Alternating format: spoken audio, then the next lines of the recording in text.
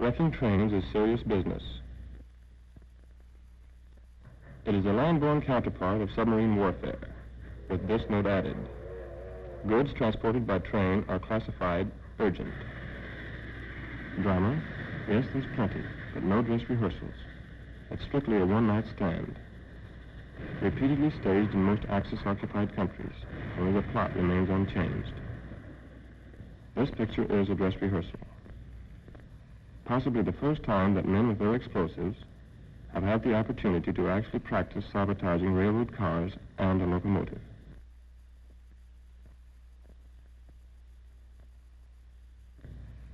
While she's still in one piece, let's introduce our opponent. The 280 locomotive tips the scales at 53 tons, tender at 49. First two gondolas gravel-loaded and groaning under a gross weight of 65 tons each. Third gondola filled with ties, hugging the track with a 40-ton burden. The remaining cars empty, weigh in at 25. Okay, operator, back her up.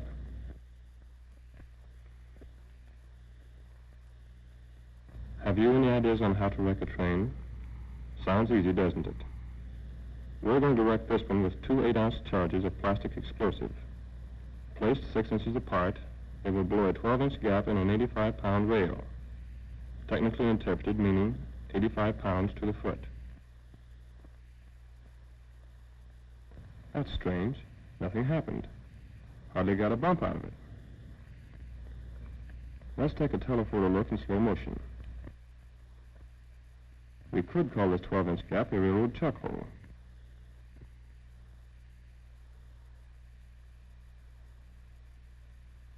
But not a trap for wrecking trains. Evidently, we didn't place our charges far enough apart. This time we'll blow out two 8-inch gaps and leave a sleeper in between 20 inches long. When 350 tons of rolling freight crashes into this trick setup, something should give. The locomotive has no steam. She gets a good shove by a pusher engine and coasts down the straight section of track towards the gap where she'll... Something's gone wrong again. The tie under the 20-inch section gives a little, but the four spikes won't let go of the rail.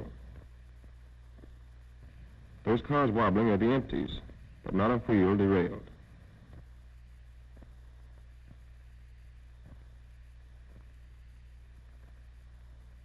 So we'll knock out that 20-inch sleeper. With a 36-inch gap, a roadbed of loose gravel and a soft foundation she'll go caboose over engine. The engine's power wheels are only 30 inches in diameter. When they drop off the track, the following wheels should, well, whatever they should do, they didn't. Only the pilot wheels derailed. The driving wheels rode the gap like a Jeep jumps a rut. The first two tires were broken, but that only made the empty gondolas bounce a little more.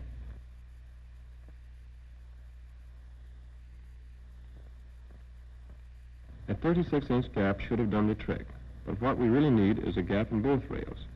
So we'll take a 30-inch section from each track. The two gaps are exactly opposite, and there won't be the tendency of one wheel keeping the other headed back for the rail. Keep your eye on these gaps. That's where she'll wreck.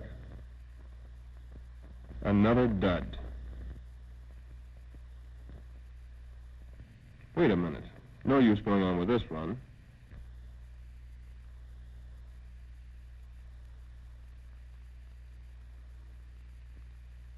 Not one single wheel derailed. Not even the pilot wheels. Those gaps being exactly opposite each other made the setup too evenly balanced. This time they're staggered with the centers offset 15 inches. Now the wheels will get a twist and decidedly bear off to one side or the other. The gap can't be seen from here, but it's at the same. The pilot wheels flipped off again, but that doesn't wreck trains. 5 runs over an assorted pattern of broken tracks. By theory, any one of them should have wrecked her.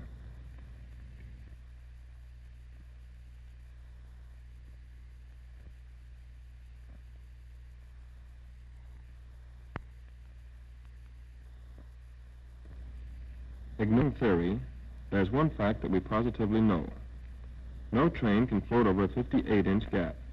The power wheels are 30 inches in diameter, and the driving wheels are 50. Trains run on tracks, not ties.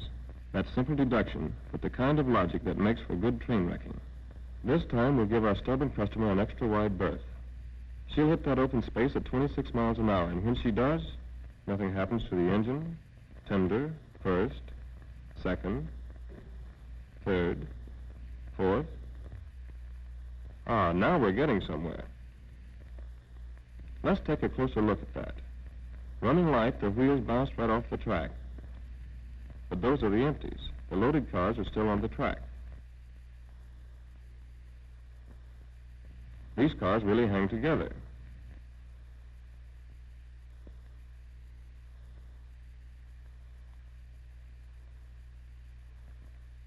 That makes 6 runs, 6 upsets, and 6 theories partially disproved. We'll try it once more, with 60 inches of rail out of one track and 30 out of the other. The centers of the gaps will be offset by 30 inches. That's a lot of track to blow out, but obviously it can't be wrecked on less. Okay, engineer, give her a hard push.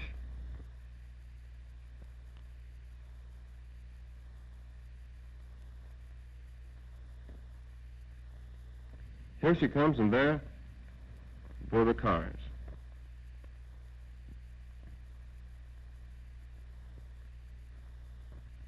The tender's front truck straddled the rail, lifted off the ties,